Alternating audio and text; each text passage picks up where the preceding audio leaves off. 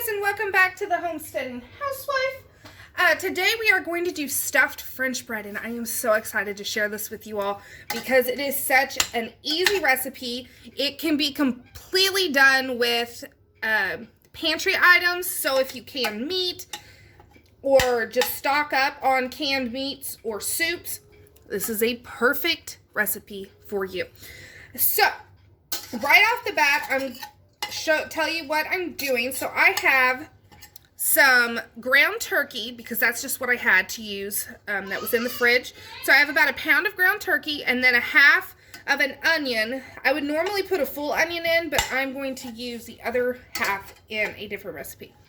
So I have a half of a large onion in here, and I'm letting everything just kind of, well, the meat's cooked, but I'm letting the onions soften. And then we have a French loaf. This may be, well, actually this is an Italian loaf, but you want you want it to be fat. Sometimes the French loaves are nice and big like this, and then sometimes they're more like baguette shaped. You don't want the baguette. You want it to have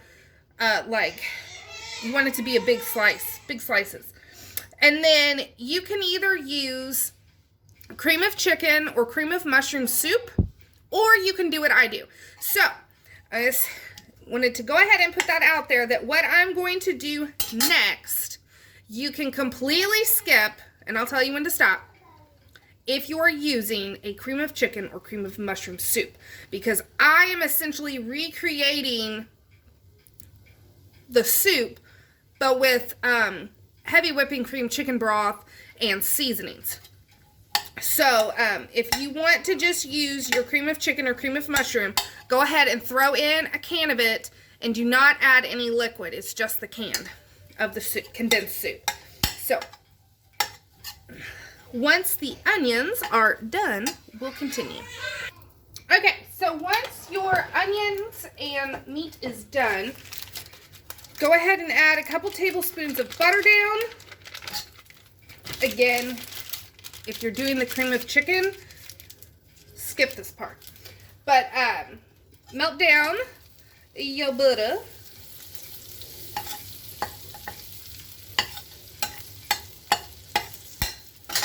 And then we're going to add some flour. And we're just going to make a little roux. Oh, maybe.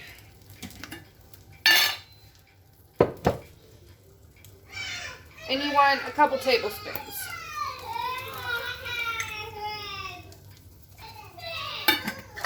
And then we're just going to mix that together for about 30 seconds just to get the raw flour taste out.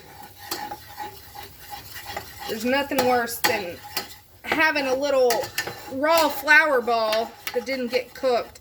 It is not tasty in any dish. Okay. So that looks good. So now we are going to add some heavy whipping cream. And you want about a cup.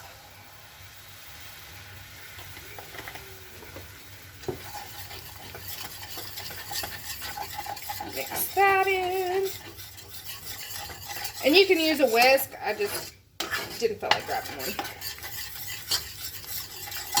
And then once that is all incorporated into your roux, you want to add a cup of chicken broth. Now I am using a chicken base. So that was about a cup of water, and then I'm going to add some better than bouillon to it.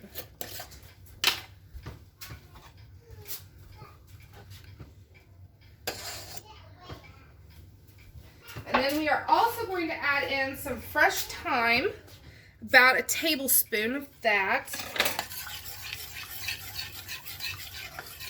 Thyme is delicious in this recipe.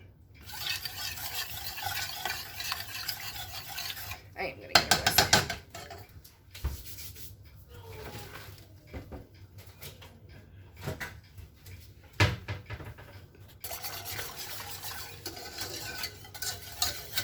Okay, and now we are just going to let this thicken. So we're going to let it simmer for 5 to 10 minutes, just until it is essentially the consistency of a cream of chicken, or cream of mushroom. Pepper. And then I'm going to add the garlic onion mixture that I've been using lately. And it has salt in it, and so does the Better Than Bouillon. So I'm not adding additional salt.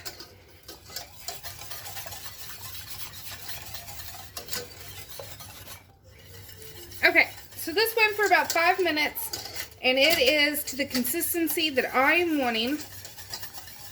Again, you want it just kind of like a condensed soup that doesn't have the extra liquid in it. Now, if it's too thick, or if after we get this next part in, you feel like it needs more, then by all means add a little bit of water or chicken broth or milk or cream to this mixture, or to a cream of chicken or cream of mushroom. But make sure you then taste test to make sure you didn't dilute the flavor at all, because you may need to add some more. So, taste test. Superb. Okay, so this part's done. So now we are going to add in our meat and onion.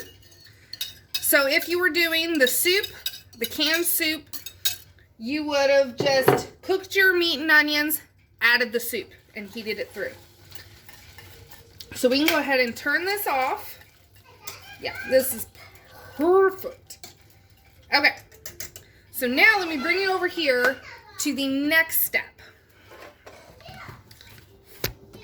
Okay, make sure you don't fall. So here I have my French bread that has been halved. And so what you're wanting to do, you can use a spoon, but I find it easier to just use my hands, is we are going to make a boat out of this. Now sometimes, depending on how thick the bread is, I will use all of the insides. Sometimes I won't, and I will just dehydrate them and use them as breadcrumbs. Which, I don't know if I have a video on that or not, but it's super easy. And it's a great way to use up stale bread. Ooh, I cut. That sucks. Okay. Same thing to the other side. Okay. So this is going to be our bottom because I did not rip any part of it. If you do rip it, it's fine, but it'll just be a lot easier and it'll stay together better if it's not ripped. So let me show you what we're going to do. Bring your bag over here. And we will get a spoon. And you want to take your pieces and put them right in your mixture. If you have any big pieces, I go ahead and break those up.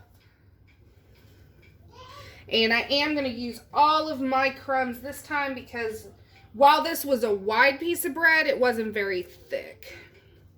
So I'm going to use them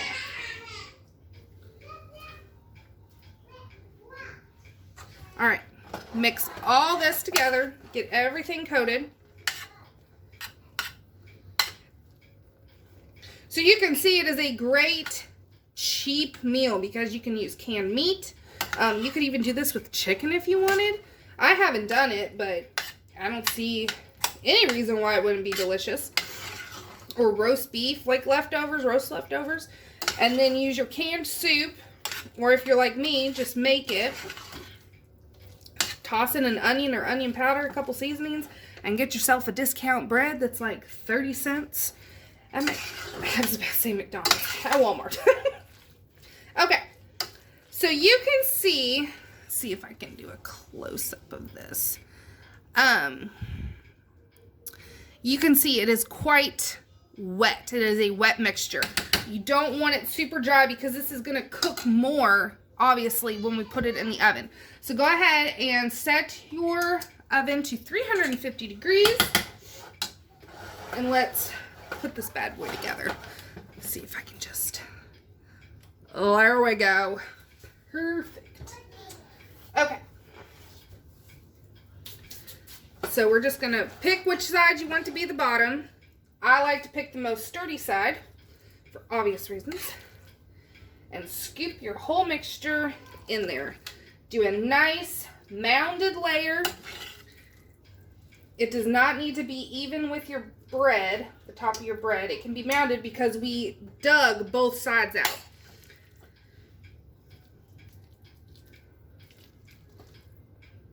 And I stuff it full. Okay, so I have all my mixture in there, and this is when you can get really creative. You can, of course, do it without the cheese, but where is the fun in that? Now, for half my family, they like straight American. So what I will usually do is half will be American cheese, and then the other half will be creative. And I'll kind of just use what I have. Sharp cheddar is really good, and what I'm getting ready to do today is really good. And it's specifically because I'm using the ground turkey versus hamburger, so I'm going to get a little creative with it. But we are going to be using today a mixture of Munster and Swiss, because that is what I have thawed out. So I'm going to do a layer of the Munster cheese. Yes, baby. Yes, I'll get you some bread. Okay, so you have your layer of Munster, and then we're going to go in with the Swiss and put that right on top. And it is going to be cheesy and delicious. It is so good. And you could use shredded cheese if you wanted to use shredded cheese. I just have, we'll do one more. Why not? I load mine down. And then you take your top. Okay. Put it right there on top. Okay, and once you get your top on, just kind of form everything over so that it sticks. And then this can go on a baking sheet, 350 degrees, until the cheese is melted and the bread is nice and crispy. It usually takes about 15 to 20 minutes in my oven, but just watch it. You'll know when it's done. It'll smell amazing. And so I'm going to get this in there, and then I will show you the finished product. Okay, so here is the finished product. It is in here. It is nice and toasted. And the cheese kind of acts as a binder, and so it kind of makes everything come together and stay together quite nicely.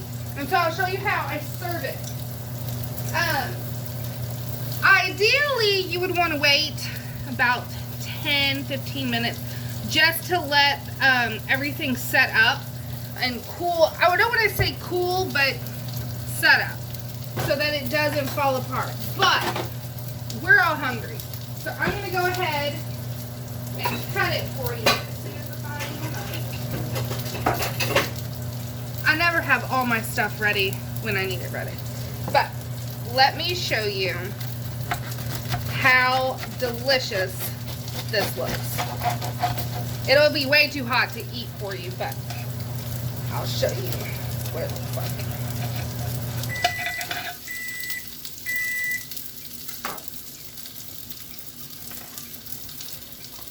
Look at all that cheese. And there, it's not gonna focus. It's so hot. Come on. There it is. And the way I like to serve it is to cut it into about 2-inch slices. And then you serve it with like green beans or sauteed mushrooms would be good. Corn.